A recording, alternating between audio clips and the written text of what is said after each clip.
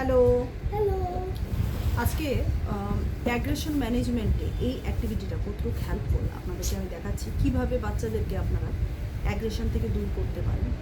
Subconscious মাইন্ডে অনেক সময় অ্যাগ্রেশনটা থাকে, তো সেটাকে আমরা কন্ট্রোল করা এবং দেখা যেন সে এটাকে টলারেট করে এটার অ্যাগ্রেশন থেকে বেরিয়ে আসার ম্যানেজমেন্টটা নিজে শিখে নেয়।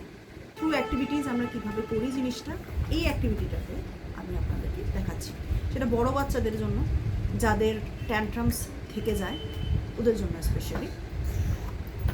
এই যে স্কোয়ারটা আছে, এই স্কোয়ারটাকে আমি দাঁড় করালাম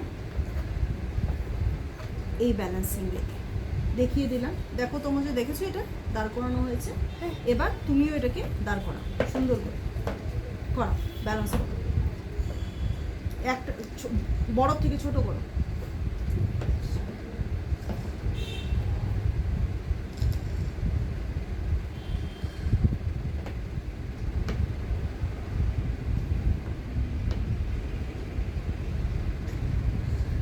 দাঁড় করিয়েছে, ব্যালেন্স করিয়েছে, এটাকে হাতটা সরাও।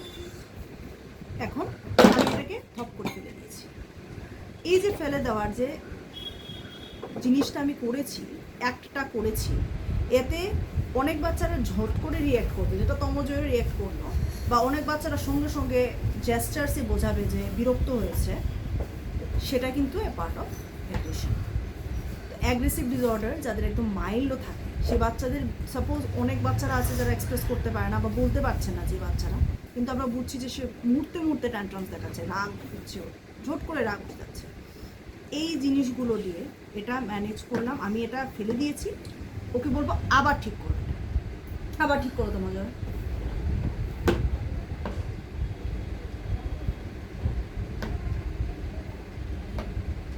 ও কতটুকু অ্যাটেনশন দিয়ে করছে সেটা দেখে আপনারা বুঝতে পারবেন যে ওর অ্যাঙ্গারটাকে ও কন্ট্রোলে রাখার চেষ্টা কতটুকু ইনস্ট্যান্ট অব্দি করছে। যদি ওর অ্যাগ্রেশনটা খুব বেশি থাকে তখন সে এটাকে অ্যালাইনমেন্ট করতেই চাইবে না, করবে আমি করবো না। এই জিনিসটা হচ্ছে কি না বাচ্চার মধ্যে দেখুন, কত নাম্বার অফ টাইমস ও ফেলে দেওয়ার পর আবার ঠিক করছে দেখুন। ভ্যারাইটি দিয়ে দেখুন। এখন ভ্যারাইটিটা দেখুন কীভাবে এই অ্যাক্টিভিটিটার থ্রুতে যে ম্যানেজ হয় সেটা আমি ট্রাইড এবং আমি বাচ্চাদের উপর অ্যাপ্লাই করে দেখেছি, অনেকটা হেল্পফুল হয় অ্যাগ্রেসিভ ডিসঅর্ডার ম্যানেজমেন্টের মধ্যে এই জিনিসগুলো, যেটা আমাদেরকে প্রম্পটলি অ্যাব্রাপ্টলি টেম্পার লুজ করিয়ে ফেলে বাচ্চাদের মধ্যে, স্পেশালি ট্যান্ট্রামস যেগুলো আমরা দেখে থাকি, জিদ উঠে যায় বাচ্চাদের, সেটা অনেকটা হেল্প করে। আবার তুলে যাও, তুলে আনো। এবার ছোটোর থেকে বড় করবে।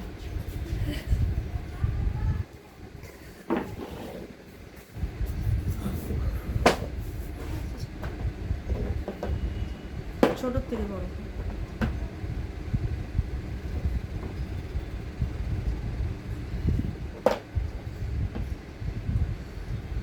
এই অ্যাক্টিভিটিটা কেন না, পারপাসটা কি এটার পেছনে? এই পারপাসটা হলো যে যখন বাচ্চারা এই অ্যাক্টিভিটিটাকে ব্যালেন্স করতে শেখে, সেটা কিন্তু হাই লেভেল অফ পেশেন্সটা ওর আছে। এই পেশেন্টলি সে এটাকে বিল্ড আপ করছে, এরপর এটা ডিস্ট্রয় হয়ে যাচ্ছে। এটাকে যে টলারেট করাটা, সেই টলারেট করাটা এবং তার অ্যাগ্রেশনটাকে ম্যানেজ করাটা, সেটা খুব ইম্পর্টেন্ট পার্ট একটা বাচ্চাকে রিহ্যাবিলিটেশন করানোর সময়। তো একটা বাচ্চাকে যখন আমরা, সব বাচ্চাদের মধ্যেই থাকে এই ট্যান্ট্রামসগুলো, বা যে কোনো ছোটো বাচ্চার মধ্যেই এই জিদ ভাবটা থাকে যে আমাকে জিনিসগুলো দেওয়া হচ্ছে না, সেটা দেখানোটা। ওই বাচ্চাদের জন্য এই অ্যাক্টিভিটিটা অনেকটাই হেল্প করে, এবং বাচ্চাদেরকে প্রত্যেক দিন বা সপ্তাহে 2-3 দিন যদি এরকম টাইপের ম্যানেজমেন্ট আপনারা কিছু করতে পারেন, এটা একটা প্রোগ্রেস লেভেল আরও আছে, আমি পরে আরেকদিন দেখাবো, তাহলে অনেকটা চেঞ্জ বাচ্চাদের মধ্যে আপনারা নোটিস করতে পারেন। থ্যাংক ইউ, করবেন এবং আমাকে জানাবেন। Bye bye.